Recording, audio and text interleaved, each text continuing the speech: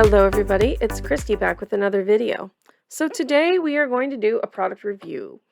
One of the many things that I got for my birthday and Christmas this year was these lovely Rosa Watercolor gallery paints. And I was really excited to try these because I had heard really good things about them from several YouTubers. And they are relatively inexpensive, but they have really nice big pans. And so I put them on my wish list, and my sister was kind enough to buy them for me. And I have been playing with them nonstop since I got them. I really like these paints. I did end up, well, let me just open them and show you. So this is the set. It was the 24 set with the plastic palette. I will link it below. I like I said, these were a gift from my sister. She paid for them. Rosa Gallery is not paying me for this review. I am going to give you my full honest opinion about these paints. So the first thing I like about this palette is that it's got this really nice snap shut, and then you can open it. So first of all, it came with 24 paints. You can see it's been well loved. I'm filming this on January 22nd. So I've had these paints for about a month, and you can see how much I've used them. So they are awesome. It came with 24 colors. You'll notice there are 27 colors here in the palette. It says Rosa Gallery there, and there are 3 extra pans here because I ended up, once I swatched these, deciding that I wanted to buy a few pans of them open stock to really get the colors that I wanted. So let me show you my swatch card. Here's my swatch card for these paints. It actually goes like this. That's how it goes on the palette. So the 3 colors these 3 colors here, olive green, cobalt blue, and umber, came in this pan set, and I took them out in favor of these 3 colors. The opera pink, which was not originally in the set, sap green, which is a little bit more of a traditional sap green than the olive green, and the cobalt turquoise, because this is the color that I use a lot, that I've really fallen in love with lately, and I wanted, because I feel that the ultramarine and the cobalt blue are very similar, and the olive green was a very earthy green. It wasn't a true sap green, and I wanted something that was going to be a little bit more color pleasing to the kind of work that I do. So like here, let me hold this there so you can see the difference between the olive green and the sap green. And there were 5 browns in this set. Raw sienna, sepia, Mars brown, umber, and this English red, which was also originally with the browns, but I put it with the reds because that's just kind of how I wanted to set my palette up. Plus the yellow ochre. So when you consider all of those neutrals, I felt like we could switch out a neutral for the opera pink, and I'm very glad that I did. And I had no idea when I did that these guys would just kind of sit in here so nicely. So I'm actually thinking I might pick up a few more pans of these paints because I really like them. So this palette is really cool. I love how it opens. It does take up a lot of space. So that is something that you should consider if that matters to you or you're painting in kind of a small area. It does have like the fun thumb hole here. I think this is how the thumb hole would go. So you could hold it on your arm and it would balance pretty nicely. I feel like if I was going to balance it on my arm, it's not really my thing. This palette, I did nothing to it. So you can see right away that the paints do not beat up too much. I'm going to grab a paintbrush to show you. Alright, so here if I just dip in any of these paints, let's do the cobalt turquoise. I'll wet my brush up. And I can just show you here how nicely these guys sit on the palette. They don't beat up. Like I said, I didn't do anything to this palette before I started using it. They just really don't beat up on this plastic, which is really, really cool. I love the big long wells. It allows me to kind of mix all over anywhere I want to go. And it would probably clean very easily. You can see that I probably haven't cleaned it much, but we'll just take that little area that I did there and we'll test it. We'll clean it up. Paint seems to be coming off pretty nicely. See if I can get it to lift back to the pretty white color.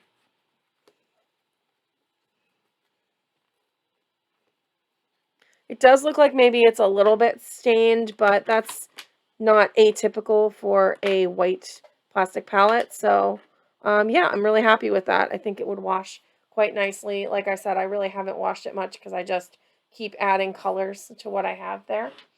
But yeah, this palette has been really great. I love the big wells.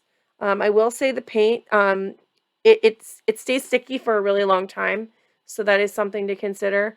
And some of these paints really flow. So the ones that I would say have like insanely crazy flow to them when you put them with water would be the indigo and the violet, specifically those two, maybe the black a little bit. If you guys, here, give me a second and I'll grab a piece of paper and show you what I mean. All right, so let me just go ahead and show some of the differences in the flow of these watercolors. Like I said, it's not necessarily a bad thing. It's just something that you want to be familiar with if you're going to use them. So I'm going to just spray this down with a fair amount of water and then take a brush and just make sure it's all evened out so that we have a wet surface the whole way across. Not too wet, but pretty soaked so that we can get an accurate wet on wet test for different colors.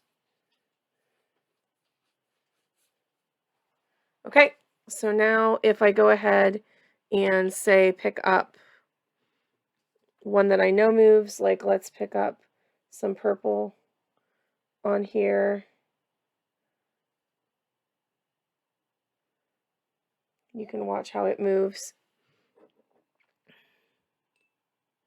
As opposed to, say, that is another one that moves. Let's try the orange in another corner.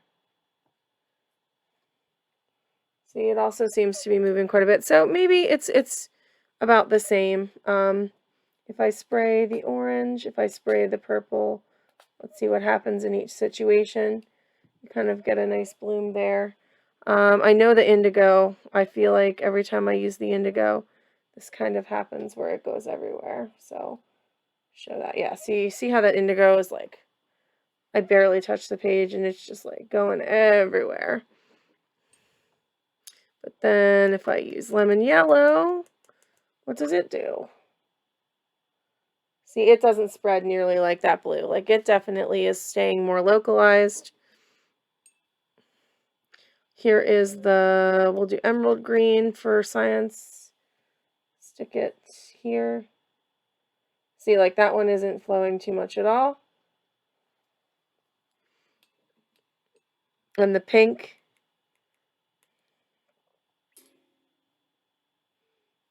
See, it's also not moving very much, but like the orange moved a lot. The purple moved a lot. Let's try another dot of the purple. See, it moves more, but that indigo is really a good test. Oh, and the black, I said I feel like the black was pretty mover friendly. Yeah, see, it seems to kind of jump a lot too. But like I said, you can see just from the colors how vibrant these paints are. Let's do a test with the bright blue. Just because we don't have a nice bright blue on here. Look how pretty that is. And then here is one of the reds. This is, I think, the carmine. But yeah, so you can just see how, like, absolutely beautiful these colors really are. And these paints flow beautifully. They are a lot of fun to work with. So yeah, I have been having a blast playing with these. I just thought I would show you a little bit of a flow test as opposed to the original swatches that I did.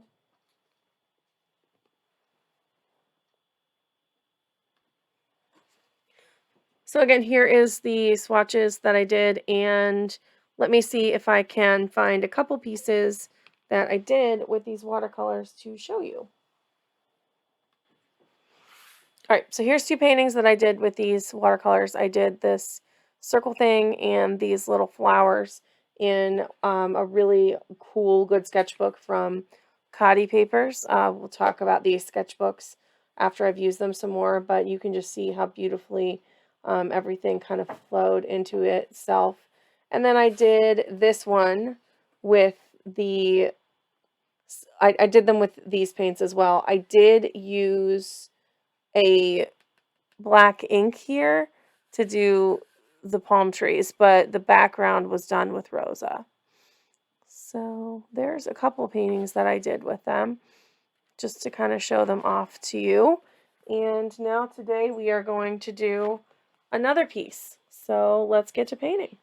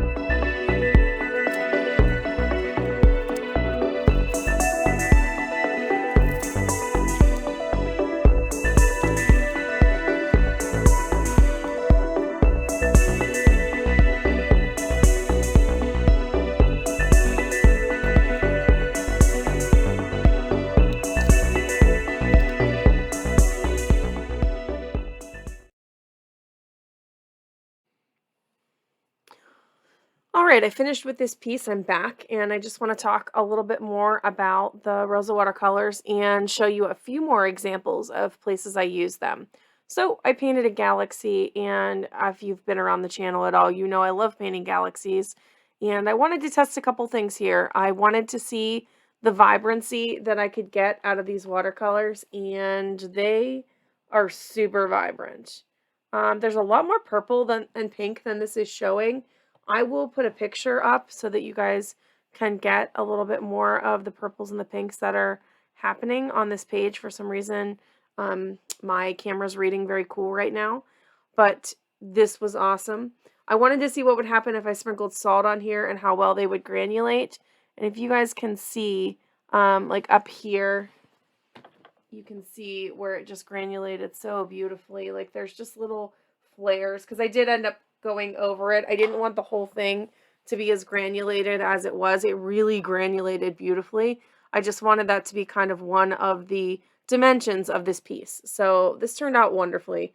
I really, really, really enjoy how it looks at the end here. Let's go ahead and look at a few more of my sketchbooks and some of the other pieces from Rosa that I have done. So let's see here. Okay, here's one.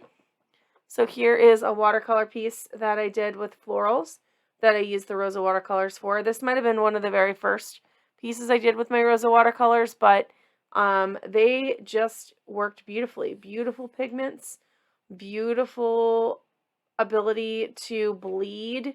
Like I was getting beautiful color bleeds, and they were just really fun to do florals with. I always test with a cactus because that's one of my go-tos. Whoops. And these cactuses turned out super cute too. This was after, or no, this is actually the carmine color, just a really light version of it. I wanted to see what kind of a pink I could get with that color only. And the brown just was a really, really gorgeous earthy color here. So yeah, I did this with Rosa and loved how it turned out. And then in this book, towards the end of it here, I'm going the wrong direction. Okay, so this flower, this one, not this one, but this one was done with the Rosa watercolors. So you can see that they're nice and transparent. They layer beautifully. I love to use this type of a flower as a nice test for something like that. Sorry, I got all turned around here. And then this one here, I did with my Rosa watercolors also.